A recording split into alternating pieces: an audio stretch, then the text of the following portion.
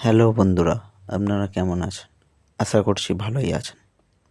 তো আজকে আমি আপনাদের জন্য নতুন ভিডিও নিয়ে চলে এসেছি। তো চলুন ভিডিও শুরু করা যাক। কীর্তিমুখ, যার অর্থ গৌরবের মুখ। অনেক মন্দির ও ঘরে এই ভয়ঙ্কর মুখটি অলংকারের মতো সাজিয়ে রাখা হয়।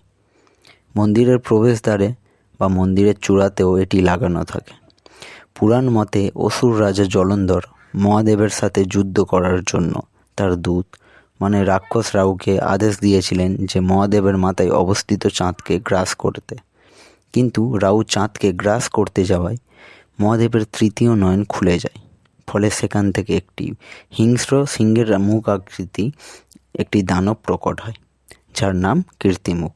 এই দৃশ্য রাক্ষস রাহুকে ভয় ধরিয়ে দিয়েছিল। পরে সে মহাদেবের কাছে প্রাণ ভিক্ষা চায়, আর মহাদেব তো এমনিতেই সবাইকে ক্ষমা করে দেয়, এক্ষেত্রেও মহাদেব তাকে ক্ষমা করে দিলেন। কিন্তু পরে কীর্তিমুখ মহাদেবের কাছে এসে বলে যে আমি এবার কি গ্রাস করব, কারণ তার আবির্ভাবই হয়েছিল রাহুকে গ্রাস করার জন্য। ফলে মহাদেব তাকে আদেশ দেন যে সে তার নিজের গোটা শরীর লেজ যেন গ্রাস করে নেয়, শুধু মুখটা ছেড়ে দিয়ে। কীর্তিমুখের মহাদেবের প্রতি তার আনুগত্য দেখে মহাদেব তার নাম দেয় কীর্তিমুখ, এবং এর স্বয়ং মহাদেবের একটি শক্তিশালী প্রতীক হয়ে থাকবে। কীর্তিমুখকে মন্দিরের চূড়ায় মুকুট অলঙ্কারের মতো সাজানো হয়।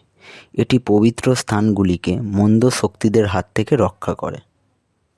এবারে আমরা শিবের সর্ব অবতার নিয়ে আলোচনা করব। হিন্দু পুরাণ মতে শিবের সর্ব অবতার বিষ্ণুর নরসিংহ অবতারকে শান্ত করানোর জন্য আবির্ভাব হয়েছিলেন। পুরাণ মতে সর্বার 8টি পা আছে, শরীর ও মুখ পুরোটাই সিংহের মতো, আর বড় বড় ডানা আছে। সব মিলিয়ে এই অবতারটা খুব শক্তিশালী। নরসিংহের সঙ্গে যুদ্ধ করতে করতে সর্বা অবতার নরসিংহের থেকে বেশি শক্তিশালী হয়ে ওঠে, যার ফলে ধ্বংস হয়েছিল অনেক কিছু। পরে তা ভগবান নরসিংহ বুঝতে পেয়ে নিজের হিংস্র রূপ ত্যাগ করেন, ফলে ভগবান সর্বাও শান্ত হয়ে যায়।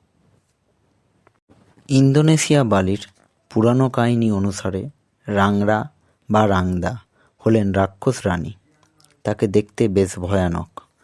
তাকে এলোমেলো চুল এবং বেশিরভাগটাই উলঙ্গ বৃদ্ধা মহিলা হিসাবে কল্পনা করা হয়েছে। মানা হয় রাংদা শিশুদের হত্যা করে এবং তাদেরকেই ভোজন করে থাকে।